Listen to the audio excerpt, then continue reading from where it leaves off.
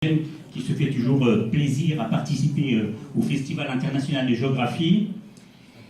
Et je vais vous parler donc du darou, de la chasse au darou, puisque évidemment ça va ensemble. Alors un animal fantastique sur un territoire, donc c'est les animaux des territoires, c'est le thème du film. Hein.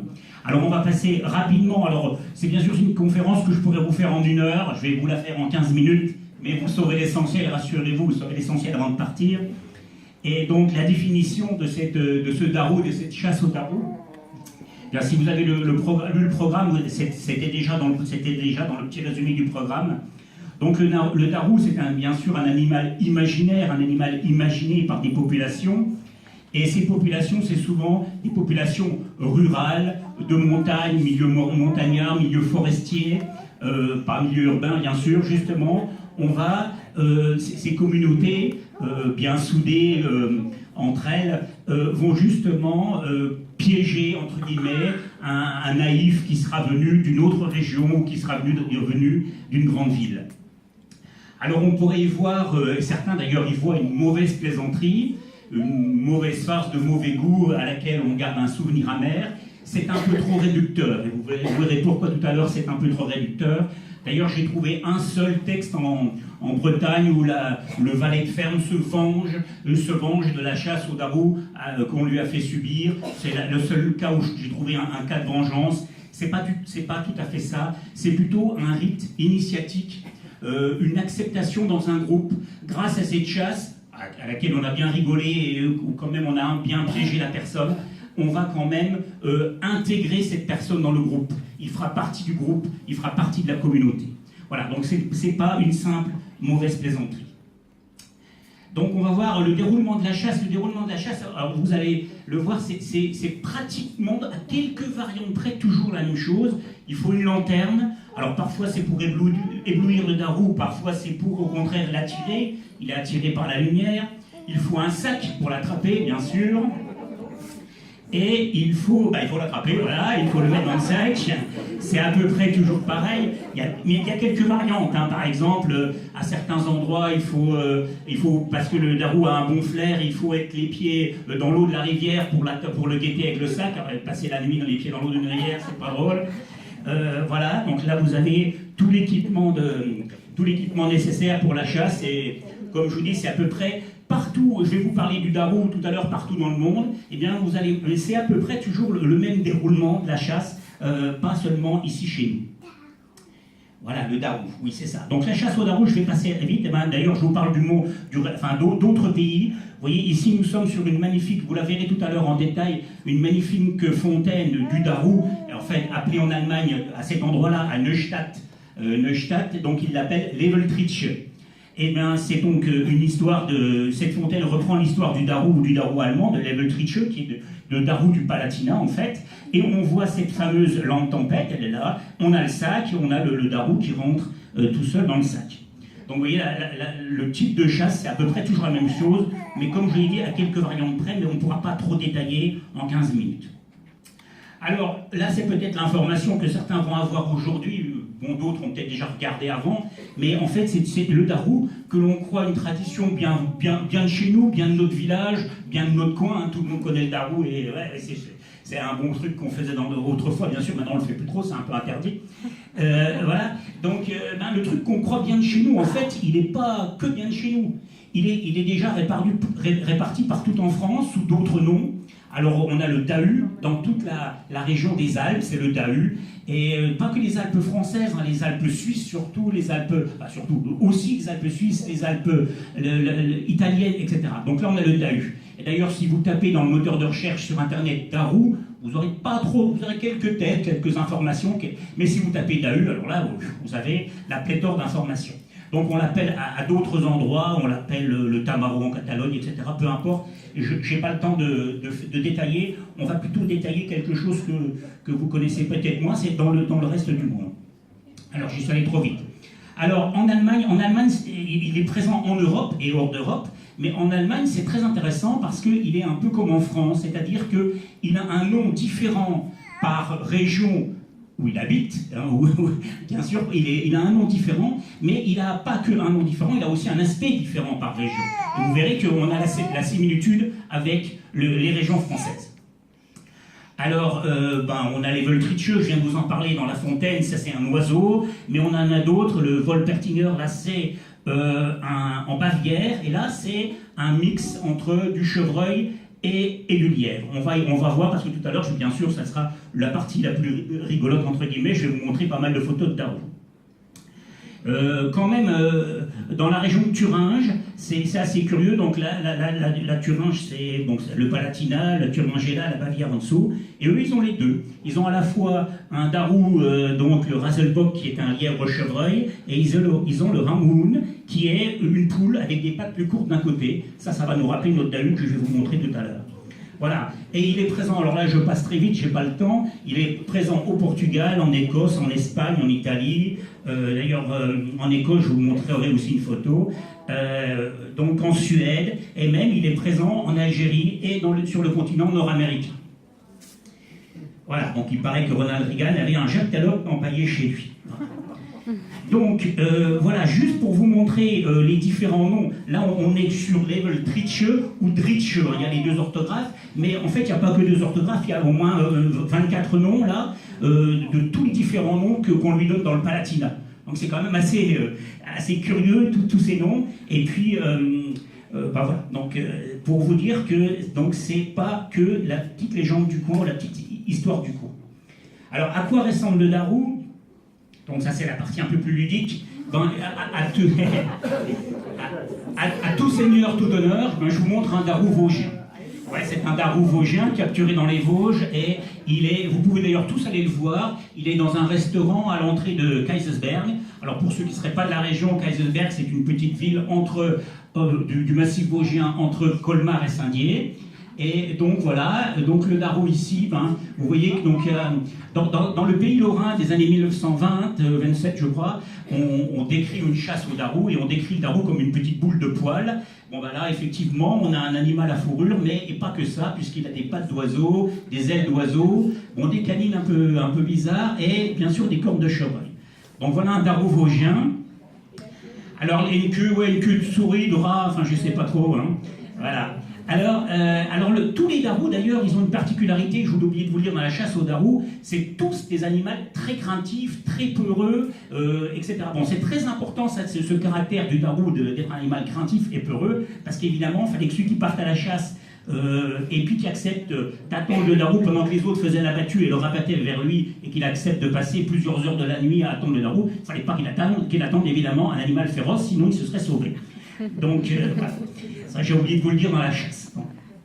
Alors, ici, on a Saint-Dié, je vais vous en reparler tout à l'heure, on a la cabane du darou, et le darou représenté ici n'est pas très fidèle, justement, du darou qui se trouve dans les textes écrits qui sont dans les livres, quoi. Là, c'est plutôt un petit diable qui sort de sa boîte de bière. Hop, je suis allé un peu trop vite. Alors là, celui-là, vous le trouverez partout sur Internet, le fameux dahu. Le dahu, donc là, c'est un chamois. Il a les pattes plus courtes d'un côté que de l'autre. Alors là, après, il y a tous les délires. Notamment, voilà, donc là, Envelin qui est empaillé. Mais il y a beaucoup vous avez beaucoup de darous empaillés. Là, les taxidermistes adorent s'amuser avec ce genre de choses. Donc un darou empaillé avec les pattes plus courtes. Alors voilà, il y a plusieurs livres qui sont sortis là-dessus, sur le fameux dahu, avec les pattes plus courtes d'un côté. Alors il y a le dextrogire qui a les pattes de droite, l'évogire, les pattes gauche, enfin bref, c'est un peu tout et n'importe quoi. Alors d'ailleurs, dans le livre que j'ai consulté, évidemment, moi, c'est tout, c'est du délire, quoi. C'est pas ce que je vous dis ce soir, aujourd'hui, là, moi je vous parle de choses vraies, mais vraies, imaginaires, mais vrai, ce que l'on fait. Tandis que là, dans le livre, c'est du délire complet. On a le dahu des pyramides, on a le dahu de je ne sais pas quoi, etc., etc. Donc évidemment, c'est du délire complet. Enfin, il s'est bien amusé en faisant son livre. Bon, un autre dahu, une autre photo de dahu. Là, c'est plutôt un renard, avec des cornes de chevreuil. Voilà. On a aussi le dahu avec un T. Et là, c'est un animal inventé, bien sûr, comme les autres d'ailleurs, mais il a la particularité, celui-ci, de porter la montagne sur son dos. Alors, je passe, alors je reviens à l'Elveltriche allemand. Hein, là, on a quand même un animal assez curieux, d'ailleurs mi-humain, mi-femme et mi-oiseau. Vous verrez tout à l'heure, il a des pattes il a 6 pattes de canard, 8 pattes de canard, etc., des mains. Donc ça, c'est l'Elveltriche, dans la fontaine de Neustadt. Voilà, alors dans cette même fontaine, d'autres représentations avec des dents, avec 2 becs, avec celui-là avec une petite tête de cochon, etc., et des oreilles plutôt de chauve-souris. Voilà, l'Elveltriche. Voilà, c'est la même photo, mais prise sous un autre angle, pour voir un petit peu. Donc je passe assez vite. Voilà, d'autres Elveltriche. Voici, alors là, celui-là, c'est un Elveltriche qui sort de l'œuf. Attention, c'est extraordinaire. C'est le premier que vous voyez de votre vie, je pense. Voilà. Alors, on continue. Voilà encore un Elveltriche. Bon, les Allemands sont riches, hein, vous allez voir, ils sont très très riches. Allez, ils sont rigolos, hein, ceux-là. Hein. Tu veux le même à la maison. Alors, on a même l'anatomie de l'Elveltriche. Alors, c'est très rigolo à traduire, mais là, j'aurai pas le temps, 15 minutes, mais... non, mais c'est très rigolo, mais je ferai peut-être une conférence un jour d'1 heure, et puis on aura le temps de parler de tout ça. Alors ça, c'est le fameux bavarois, le darou bavarois, le Wolpertinger, j'ai un peu de mal, le Wolpertinger, voilà, donc, alors là, sur cette photo-là, quand je l'ai vue la première fois, je me suis dit, tiens, 1502, oh là là, leur chasse au darou, elle remonte à loin, hein, parce que sinon, bon, nous, le pays de Rhin, il en part en 1920, en Suède, c'est dans les années 1918, aux États-Unis, c'est plus les années 30, où ça commence vraiment à parler de ça. Mais donc là, 1502, les Allemands, ils sont forts, mais non, en fait, voilà la vraie photo, et c'est la vraie photo, le vrai dessin, c'est un dessin d'Albrecht Dürer, voilà, de 1502. Et donc, à partir de ça, on a fait un darou, voilà. Hein, voilà. Et là, l'original. Vous avez déjà Photoshop? Voilà, alors celui-là, ouais, celui-là, je voulais quand même montrer parce que je l'ai pas trouvé empaillé, celui-là, pas de chance, je l'ai trouvé qu'en dessin, mais quand même, donc c'est le Dildape du pays de Hesse, en Allemagne. Alors quand même, c'est censé être, alors attention, dans les textes, c'est censé être un mélange de lièvre, de chevreuil, de hamster et de putois. Alors, je ne sais pas si vous avez tout vu là-dedans. Moi, je verrais un hérisson avec, une corne de rhinocéros. Voilà. Bon, peu importe. C'est l'imaginaire. Voilà le Raselbock, hein, le Raselbock de la forêt de Thuringe. Et voilà le Hamhoun, la poule avec une patte plus courte qui est. Alors celle-ci, elle est empaillée. Elle est au musée de la ville de Thuringe. Voilà. Et elle nous rappelle notre dahu puisqu'elle a une patte plus courte que l'autre. Donc voilà tous ces... Alors non, je n'ai pas fini d'ailleurs. Ah ben voilà, c'est l'écossais celui-là. Alors je ne sais pas si... C'est l'écossais, c'est le...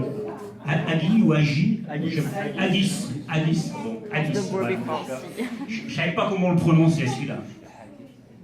Voilà, Luxvader, donc l'équivalent suédois. Donc vous voyez encore aussi là un lièvre avec mi-lièvre, mi-oiseau. Alors là, ça y est, on est en Amérique du Nord avec le jackalope. Le voilà encore. Donc, alors là, c'est lièvre et des bois de serre. Et là, c'est pareil. Oui, c'est pareil. Voilà. Donc, je vais terminer cette courte présentation par le darou aujourd'hui, parce que ça, c'est pas mal non plus. Alors, qu'est-ce qu'on a? Bon, je viens de vous le dire, ici à Saint-Dié-des-Vosges, nous avons la chance d'avoir la cabane du darou. Hein. Donc, alors, je vous ai montré tout à l'heure. Donc, c'est un bon bar à bière et à whisky.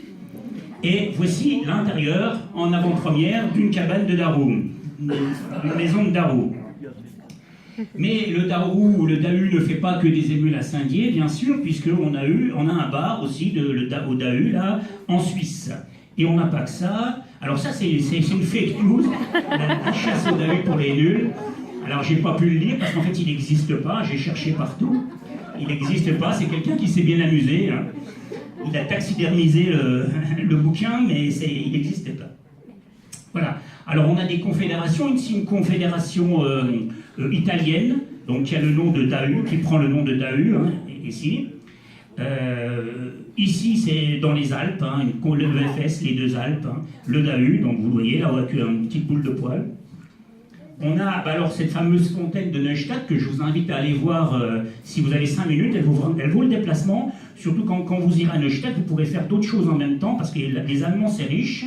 Vous pourrez aller à l'Elveltriche Museum de Speyer, donc la ville de Spire, hein, et pour 3 €, vous allez voir tous les Elveltriche du Palatinat. C'est pas cher payé, hein. Voilà. Et les Allemands n'ont pas que ça d'ailleurs, ils ont également un circuit de l'Elveltriche, donc c'est une belle petite balade à faire si vous avez envie. Et en plus, c'est pas très loin d'ici, voilà, Wissembourg est là, je sais pas si vous arrivez à lire là, ouais. Sous la flèche, vous avez Wissembourg, c'est à la frontière, juste après Wissembourg, au nord de Wissembourg. Et donc, vous avez un circuit d'Elveltriche avec de belles sculptures, et vous avez donc une zone de parade, une zone de reproduction des Elveltriche. Donc, ça doit être quand même une belle petite chose à faire si vous avez 5 minutes. Et c'est à peu près dans le coin de Neustadt, un peu plus haut. Donc, vous pourrez tout faire presque en une journée. Voilà, alors ça c'est attention, ça c'est en Suède, le Svaleur, là. Attention au Darou. Bon bah là c'est en passage de Dahu, voilà. On trouve des choses assez rigolotes, effectivement. Alors une chose pas drôle, tout à fait sérieuse, une agence américaine de stratégie, de marketing et de conseil a pris comme nom le Dahu, et d'ailleurs dans leur présentation, bon, ça va être un peu long, je veux pas, mais ils expliquent pourquoi ils ont pris comme symbole de Dahu, voilà. D'accord, en disant que c'est une légende des Alpes, etc.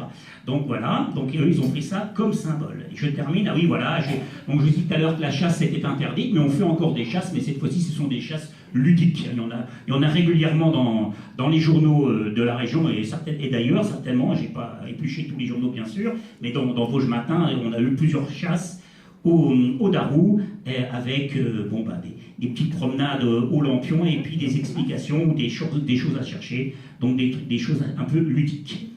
C'était la dernière. Oui, alors en conclusion, on va terminer sur cette diapositive de la fontaine de Neustadt.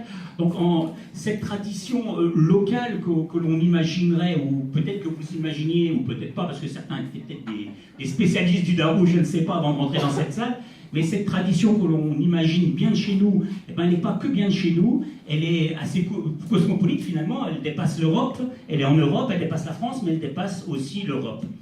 Et ce qui est assez curieux, c'est que cette chasse, elle se ressemble un peu partout, bien sûr. Et enfin, il y a autant de noms que de territoires, ça c'est aussi assez intéressant. Et puis, bien entendu, dans l'imagination des personnes, il y a autant, vous avez vu, toutes les photos que je vous ai montrées, il y a autant de Darou que de gens qui les ont imaginés. Je vous remercie.